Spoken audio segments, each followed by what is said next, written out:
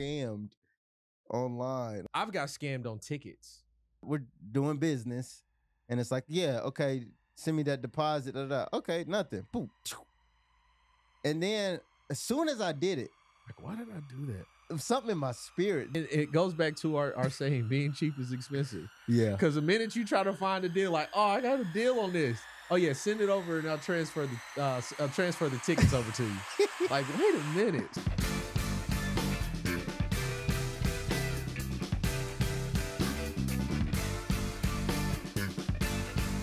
I'm thinking them wealthy thoughts, baby. Everything about you.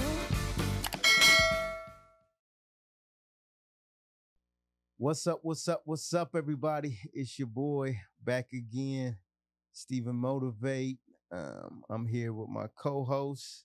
Say what up, Steve. What's going on, y'all? We back. We are back at it again. New season of Wealthy Thoughts. I'm excited. How about you? Yeah, I am too. A lot has went down since the first season. Yeah, a lot has went down. A whole lot. But we're back with another joint session. We are in a new space. Thanks to our friends from Sticky Paws. We've got a new space here. So it's new. We're still making some final adjustments and whatnot. But what do you think about it, Steve? Man, it's nothing about ownership, brother. It's this that's what we preach. That's what we preach. And now to be able to have our own space to be able to record in is it's just that next step. Yeah. That's what needs to be done, and that's what has gotten done. Yeah, for sure. We're excited about it. All praise be to God. Just thankful that we're able to continue to bring content to you all and to really hopefully give you some gems, jewels, and some advice that can take you further on your path of entrepreneurship. So what we're going to talk about today, Steve? Oh, man. We were talking behind the scenes, it's like, we talk about, marriage and being equally yoked with your partner. Yeah. And, I think it's a topic that needs to be talked about when it comes to business partners, that you shouldn't be unequally yoked with the partner that you're going in business with. Yeah.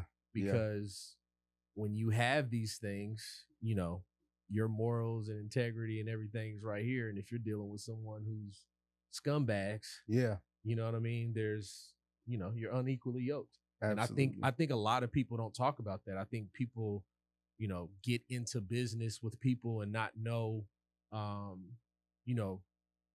a true person's, true self, until you get into business and, things start to crumble and you kind of see red flags. And I think that's, I think that's something that is not talked about enough too. Like, really fill out a situation to see if the red flags occur, because someone can, they can hide behind that mask, but once business starts and once money's starting to get breaking down and all of that, you start seeing things and it's like, how could I have caught this earlier? Right. Before all the headache, before all the mess. So, yeah, man, I feel like that's a good segue to, choose your partners like your spouse. Yeah. You shouldn't be unequally yoked when it comes to partnership. Yeah. And we've always heard about it as it relates to like, at least us, we both grew up, our parents were church folks and they made us go to church and that sort of thing. So you always heard the topic when you're talking about getting married. Like you said, you've always heard like be equally yoked, or I think the scripture is like, don't be unequally yoked with unbelievers or something like that. And I don't know if it's New Testament or Old Testament or like where it completely derives from. I'm sure I could Google it, but the idea that we wouldn't think about that or not apply that to life in general and specifically business, like making sure you're connected to the right partnership, the right type of people that have those morals and values that are similar to yours, Mm-hmm. like it's kind of like, wow, like why would you not do it? But then it's to your, I think it's the flashing lights, Yeah. like that makes you think that, okay, if I'm going into business with somebody and I see a partner and, you do the normal due diligence, fill them out a bit, but if they got the nice watch Mm-hmm. or they got the nice car or Mm-hmm. they got the right clothes on, if they have all of the things that look good on the outside, it's almost like a flashing light. It's like, okay, these people got to be doing something right. And if they talking right as Right. well, it seems like, okay, I'm around somebody that's like-minded. Yeah.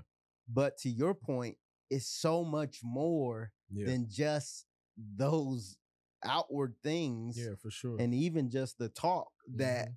you got to dive into to make sure you're connected and yoked up. Or, if y'all not familiar with that word, it's like, basically, um, from what I remember and understand, I think like when they was back in the old times in Bible times, I think what they would have like the the calf or the cow or the bull or whatever, the oxen would be like yoked, like tied to something else. Like that was I think the real life agricultural application. Right. Like you're literally tied to the thing that would, help you produce the crops or whatever. Mhm. So that's what yoked is. And to be unequally yoked, like to me, and I'm just, guessing right now, but to me, that would mean like somebody pulling more of the weight or somebody not doing their part Mhm. when it relates to the connection. No, for sure. Uh, to go off of, you know, in business, not even with business, just with social media, just how everything is ran now. Everything is, oh, look at me. Like look at what I got. Look, and it's so Definitely. much in our face that people get blinded by that, not knowing that that person is, a scumbag behind those clothes, behind that watch, behind all of that. You know what I mean? Yeah. So like what I don't like, and we talk about this, like, because there's so many courses, there's so many, you know, uh financial coaches, like all of Mhm. these entrepreneur coaches that, you know, that they put on the nice outfits, the glasses, they're driving a car that may not even be theirs, you know what I mean? But it's everything is a front. Mhm. And when you're teaching people that don't have it, you know what I mean? And all you're doing is dangling the pretty thing over their face. It's like, we just see past all of that. Right. You know what I mean? Like, I don't care about all of that you got. Yep. You know what I mean? Because how do you handle business? Yeah. You know what I mean? Because your clothes, all of that don't mean nothing. None of that means nothing if you don't know how to operate and handle business professionally. Right. You know what I mean? And I think that's what, we want people to understand, that like it's cool to dress nice and to make people know that you're about business. Yeah. Like, you know what I mean? Having dressing nice is a form of good manners. Right. You know what I mean? Yeah, Like, that's facts. so all of that comes into play, but at the end of the day, you got to strip down that. You got to strip down that layer of, okay, you behind this car, you behind all of this high end fashion stuff. How are you as a person? Right. And I think that's the biggest bar that we really have to start seeing, especially in this day, because everybody's getting on the internet talking about stuff that is not true. Right. At the end You of know the what I day, mean? And it's not true. And people are following this path of something that they may have, they believed in that person. So it's like, okay, whatever that person is saying, has to have some type of trueness to it. Mhm. And I think that's where people get lost. And, we've done it. You know what I mean? We've followed blueprints of stuff, and it's like, okay, so they told us that, but they didn't tell us this Yeah. on the other side of it. You know what I mean? So just the full transparency of whatever the business that you're getting in. Like, I just feel like that's important. And I feel like we're getting so lost in social media and, the facade of I got it. You know what I Yeah. mean? When people are actually really out here hurting and really trying to figure out how to get it. And there's so much imagery involved with it. Like I heard John Hope Bryant on the Breakfast Club say the other day, if your top business guru is spending all of their time teaching you, coaching you on how to do a business, when would they have the time to actually run their business? Yeah. Like it's got to be a facade. So, and what I'm realizing is people are making their money off of the courses. Yo, absolutely. Like that's the money generator, and that's the reason why people are hopping into that space, because what's happening is I can learn something. I can learn it, right? I can learn something to the T. I may not have good business practice when it comes to that thing, but I know how to teach you to tell you how to do it. Yeah. So if you believe in me, and if I show you enough stuff to show that I know what I'm talking about, I can definitely trick you absolutely into this thing, like not even knowing that, okay, I really don't have my, because at the end of the day, show me your numbers. Right. If you're on the internet and you're not showing no numbers, you're not showing, you know what I mean? Like numbers. Nothing, no P&L, no nothing. If you're not showing that and you're just teaching somebody like, oh yeah, this is it, they're making money off their courses. Yeah. Period. And that's why so many people are hopping into courses like, oh, I don't even have to even do this. I can just know and present something. I can have a nice funnel. I can have a nice everything to roll out and to show people something. And at the end of the day, that's the cash grab. And I think people are now starting to see like that. I don't think it's fizzing out, but I think people are now kind of like, you spend 50, 60,000 on courses, and this is like, well, my life ain't changed. Yeah. Yeah. At some point, yeah, it does fizzle out. Yeah. Because you can only ride that wave so much. Long. Yeah. And it's like anything in business in general as well. Like you think back in the day when you could sell something to somebody, or you could even be an investment advisor to somebody and you didn't have to have certain licenses, or you could insider trade, and you didn't. Like what happens is it becomes the wild, wild west. Yep. People do whatever they want. People make a bunch of money. A lot of people get hurt. And then some authority, government or otherwise, gets involved and say, Yep. all right, this ain't right. Right. We shouldn't be doing this. And so you got all these things like Better Business Bureau and, your state attorney general and different groups that try to help. But at the end of the day, the internet is so new, even though it's relatively feels old because we've been with it for a long time, but it's still relatively new in terms of, there's people that have been around longer than the internet's really been around. Right. And so you can get away with saying and moving fast and furious and, oh yeah. And da-da-da-da-da.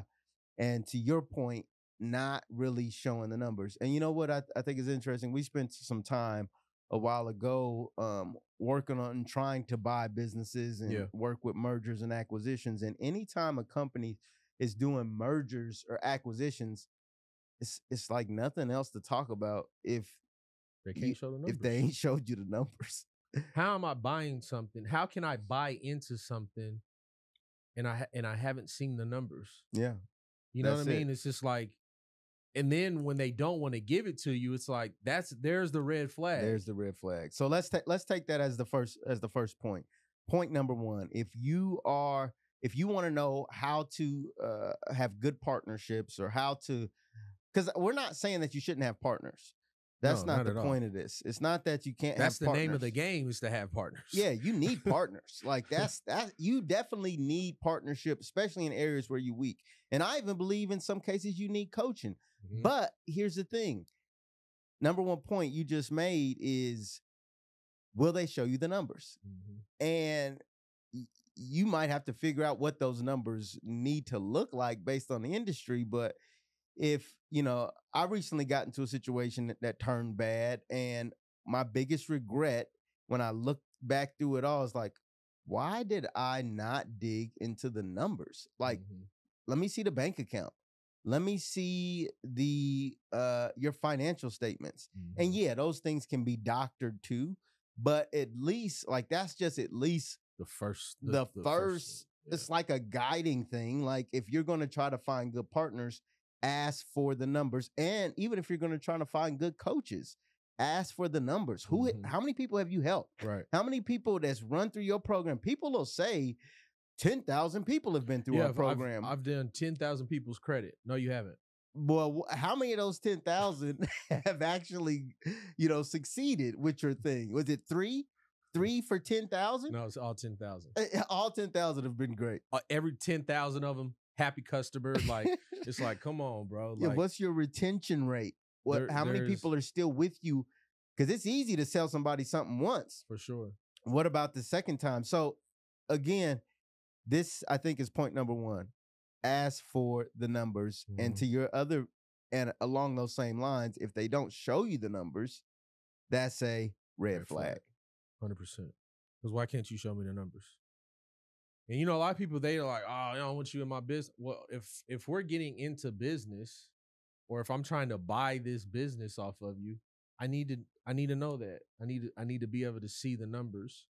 But at the end of the day, even if you know the numbers, if you don't work the thing at all, it doesn't matter. It don't. If someone transitions something over to you and it's just like, okay, I got the numbers and if I'm not going to put in that work to make this thing grow, it still doesn't matter. And I've actually thought about that too. Like, as we think about, what things we can teach people and sell to people and instruct people on, with StephenMotivate, I've thought about, like, okay, maybe I can help people see what it would take before you get your next coach or before you get your next partner.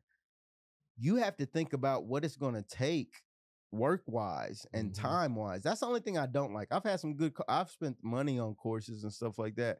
But looking back in retrospect, if I would have, I don't know what I was thinking. I scam myself is what I say, is because I didn't have enough time to implement all. They gave me 50,000 videos of pages of information. Yeah, this is how you play stock options from start to bottom. Well, I need at least 3 hours every day focused on that for at least 3 months. Yeah, for sure. To execute that. For sure. And it's like, you have to think about, are you even in a position to actually execute on the information that you're about to be given? Yep. And that's not the coach's fault. That's your fault. You have to make an inventory of yourself and decide, all right, before I get into this thing. And this is why colleges and stuff like that, which everybody want to poo-poo college, but this is why they have acceptance things, because they don't want to just accept a bunch of people knowing that you're not going to be able to keep up with the work. Right. Yeah. And this is why they tell you, you can go part-time and work, or they'll tell you for lawyers and doctors, no, you can't have another job and do this. This is your life. Yeah, for sure. This is everything. Yeah. And that's the only thing I will say. Like, a lot of these coaches and stuff, they don't, and it ain't to their benefit, but they won't push people and say, look, don't sign up if you don't have 20 hours a week to put into this. Yeah. Yeah. Because it's not their job to do that. My job, I'm a professor. That's, you know what I mean? Like that if I'm coaching and I'm selling something, I look at it as I'm a professor. You know what I mean? I've studied this much to know these things. So as I'm giving you the knowledge and giving you the information, it's on you to practice it. And I can't tell you, well, because at the end of the day, I'm still selling you. Right. I'm still selling you. know what I mean? So I'm not going to talk you out of it. Yeah, I'm not going to talk you out of it. I'm just here to give you the right information, the valuable information, the information that can change your life. So a person not taking heed to that and not having the time, and it's possible. Like we've talked about it all the time. We get real estate, Grant Cardone. I have his whole thing, it's pages. Yeah. So it's when you get to a point where it's just now what I can say is there can be a situation where you purchase something just to get that one thing that you have been missing. You know what I mean? It can be okay, how do if my car, let's just talk about TURO. If my car gets in an accident, how do I know who to call? How do I know about the diminished value? Yeah. If I take someone's course and they have that pinpoint, it's man, that information may have saved me thousands of dollars. Yeah. Even though I had to purchase it to see what's going on. You know what I mean? So that may make it worth it for sure. For sure. But I mean, I think at the end of the day, getting back to our original point, if you are seeking a partnership, you need to be equally connected with somebody else. And one way to determine that is, are they willing, and just from a character standpoint, are they willing to show you the numbers? Are they willing to really be honest with you? Yeah. And if they're not, then you got to really question whether or not you want to continue with them. Like push to really, because there's different barometers of honesty. Right. Like you said, some people will be like, "Oh, I'm being honest." Well, your level of honesty and my level of honesty two different things. And if they are, they, and I think that's probably the second point. The second point I would say is you have to find a way to evaluate or test morally, character-wise, where's this person at? If this person if I left $100 on the table and nobody knows whose it is, but if they walked in that room and they see $100, are they going to be like, "Oh, cool, I just came up"? Or are they going to, how would they handle a situation where they probably wouldn't get caught? Right. They don't nobody know whose it is. But for me, I just don't like that. Yeah. And even if I did at one point, even if I was in my past like that, I don't want to be like that today. Yeah, and going forward, I don't want to be the type of guy that's like, I'm gonna take a little extra just because I can. Right. And I don't know. How do you evaluate whether or not somebody's gonna be as honest as you or have as much character as you would have? That's the tough part. Because especially strangers, you know what I mean? Especially someone that you just met, because it takes, and I look at it as a relationship. It's a lot of people getting in relationships, and next thing you know, they look up, they're married, and they only been together for 1 year. Yeah. You know what I mean? And it's just like, you really don't know that person. You know what I mean? So it's like, you almost have to kind of like fast track that part of it. Like, because you don't have years to get to know a business partner. Yeah. You know what I mean? It's just like, you're wasting time at that point. So it's like, how can I strip this layer down as quickly as possible? Yeah. You know what I mean? Because I know how I am as a business person. The question is, how are you going to be as a business person? Yeah. You know what I mean? How are your morals? How are you set up? Are you, doing stuff behind closed doors that can affect your business, that can also affect me? Yeah. Because people don't look at that. It's like, okay, somebody's personal life or somebody's investors or whatever you got going on could essentially trickle down and affect me. Yeah. And that's the situation that we're in currently. Yeah. You know what I mean? Like, we got into a situation. Do we go into that? Not in detail. Just okay. Yeah. We can't go into detail. But yeah, but it's a situation where you're trusting someone to handle business, and they drop the ball tremendously. Yeah. And it's like, and it's not just you that's affected. It's a trickling effect. Yep. Like, and now everyone's affected by it. You know what I mean? So, and we really can't get into details with that because. But it's when people don't do the right thing, you have to ask yourself, how did I miss this? But some cases, and I'll say this sometimes people just ain't right. No, for sure. You could do your due diligence. You could see the numbers. No, for sure. And they just not about the right. You're just dealing with liars, or you're dealing with people that are scammers, lack integrity, professional scammers. And that's and that's just the society that we're living in. Yeah, we're living in that space right now. This is a bunch of, and for me, it's tough to even, like, my trust level with human beings is at an all-time low. Yeah, diminished. You know what I mean? Like, if I haven't been rocking with you and I haven't been, if you haven't been in my space, it's like, it's so hard to trust people when it comes to money. Yeah. You know what I mean? Like, I can trust you on a friend level. Yeah. But the minute that thousands of dollars is coming through, it does something to the human brain. Like, it's the devil comes out. Yeah, it's the craziest thing, because it's like, and I should say this. I understand why it's like that, because people who've never had money before Yeah. and then see a little bit of money, it's like, oh, I gotta hang on to this because I don't know when I'll ever see it again. Right. The dollars bring the devil. You know what I mean? Did I ever tell you about the time? I think I did. I don't know if I've ever told our audience, but I got scammed online. I can't talk about this because I never pursued it, but I got scammed out of like $500 on Cash App, because I was talking to a guy about a course, and I swear, like, I don't know how this happened, but I ended up, I think over the course of the day, someone messaged me that was scamming to be the same guy that I thought I was talking to. And so now I'm talking to somebody else, but I don't realize it. And so we're doing business, and it's like, yeah, okay, send me that deposit. Okay, nothing. Boom.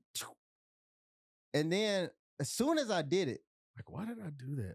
Something in my spirit. This is why like being spiritual is so important. Because something in my spirit was like, wait a minute. Wait a minute. You immediately knew. Like what? So then I went back and checked, and I looked like, let me click on this full name real quick. Because it, like the way he asked me for the money, I didn't mind sending it because we had been talking about a transaction that I thought was worth that much. I thought I was getting more than what I was spending. Right. Right. So big deal.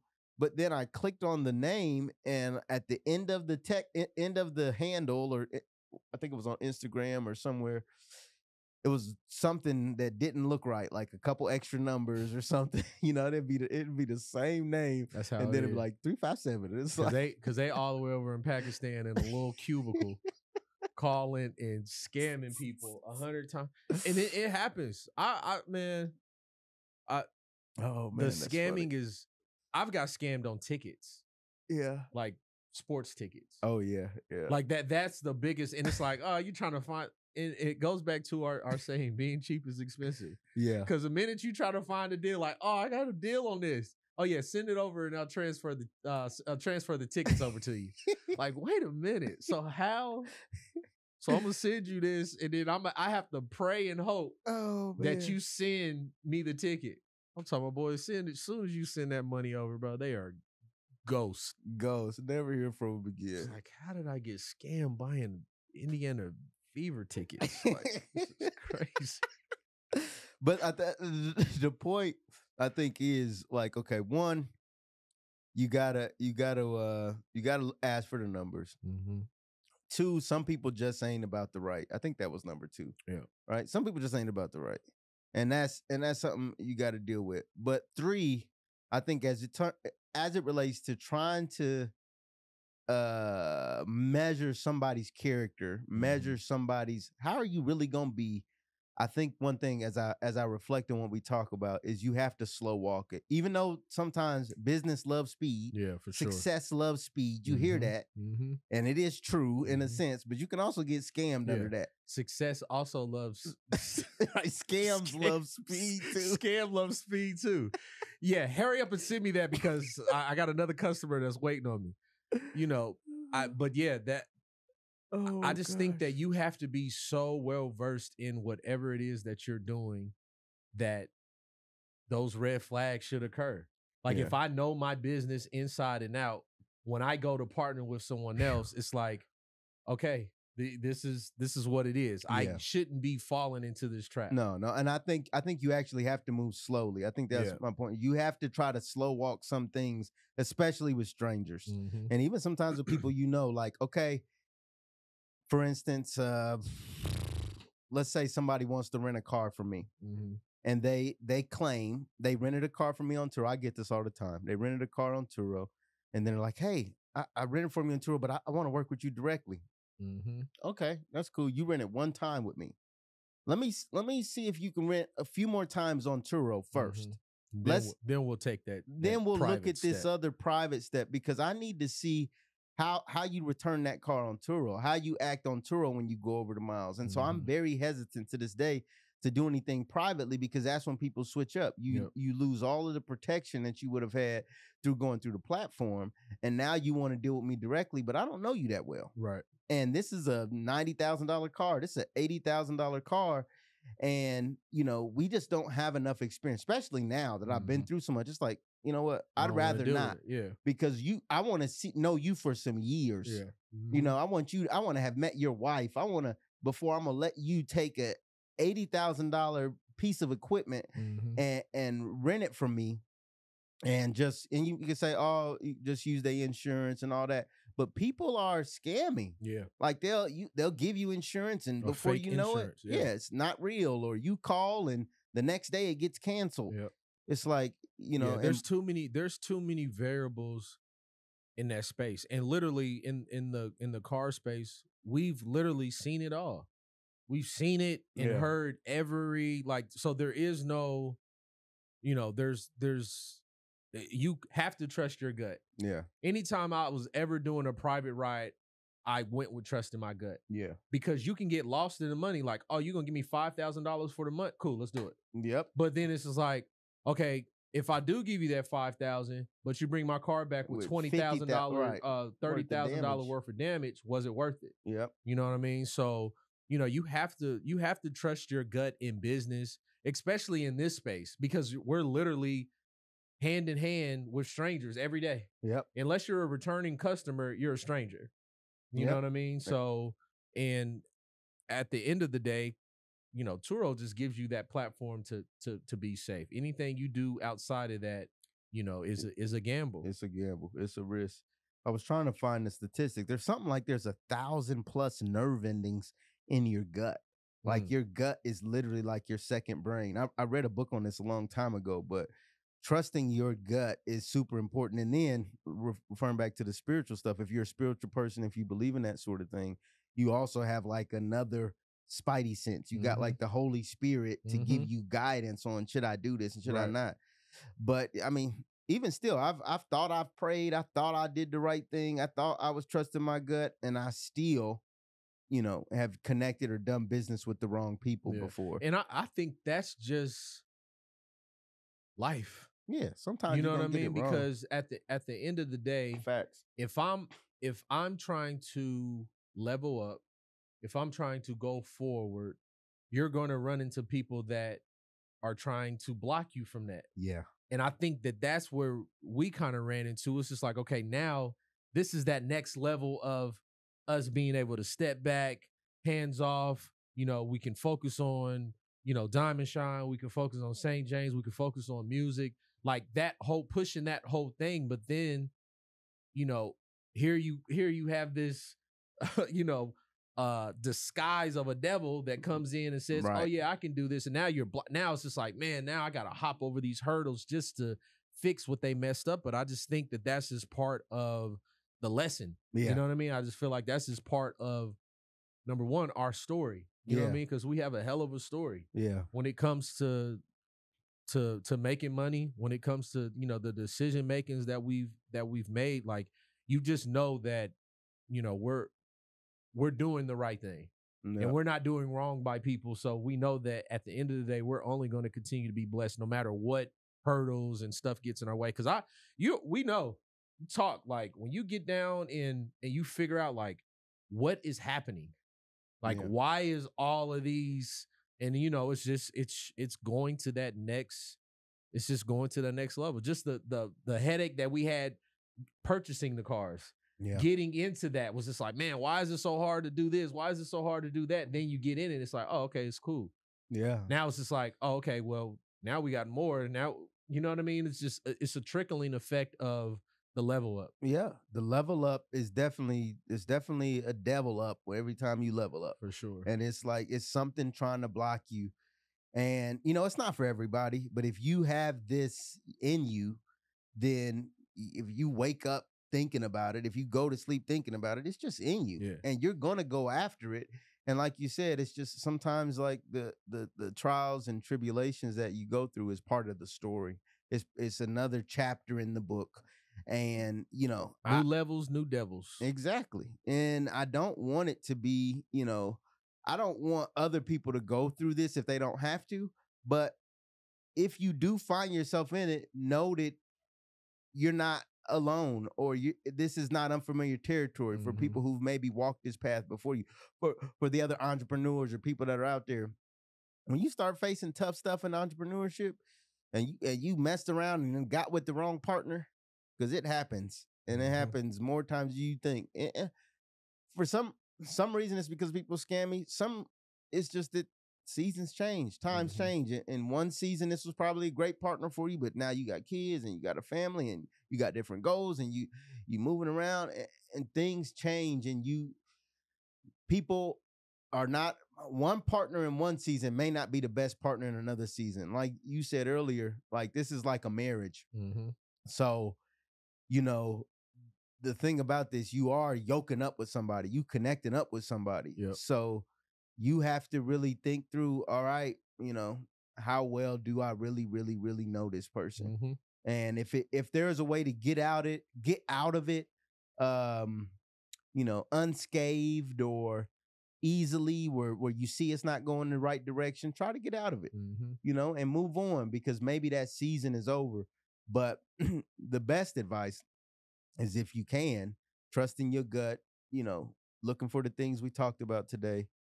Try to never get into it, and you'll be happy that you avoided that pitfall. But if you do get into it, it's okay. Yeah. It's okay. Work through it. Work through it. Keep your head up. Chin up. Chin up. Chin up. What else? What else you got to tell them, Steve? That's it. That's it for this one, y'all. Keep your head up. Keep your head up. Keep your head up. Watch who you do business with. Don't be so willy-nilly to hand over money without doing your due diligence. That's it, y'all. Another episode of Wealthy Thoughts. As always, stay motivated. Peace.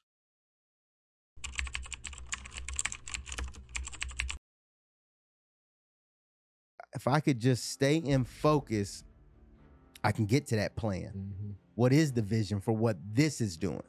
The importance of which business is the chief, is the big boy. Having multiple streams of income is what the wealthy do.